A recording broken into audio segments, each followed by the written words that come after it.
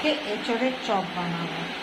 এঁচড় নিয়ে একটুখানি সেদ্ধ করে চটকে নেবো, এর সাথে আলু দিয়ে তারপর ওটাকে ভালো করে মশলা টশলা দিয়ে মেখে চপ বানাবো।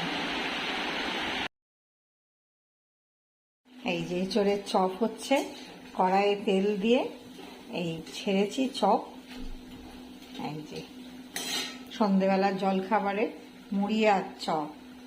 আমার বর খুব ভালোবাসে এইসব চপ খেতে। আমরা বাইরের চপ খাই না তো, ওই জন্য যখন যেটা ইচ্ছা হয়, মোচার চপ, এঁচড়ের চপ, তারপর ডিমের চপ, ভেজিটেবিল চপ, এইসবগুলো আমরা ঘরেই বানিয়ে খাই। টাটকা তেল, টাটকা জিনিস দিয়ে খাই। যতই হোক বাইরের জিনিস ওইসব অতটা খাই না, আমরা খাইই না একদম। আর এই যে বেসনগুলো, আর এই যে এঁচড় মেখে রেখেছি, এই ভাজা হচ্ছে।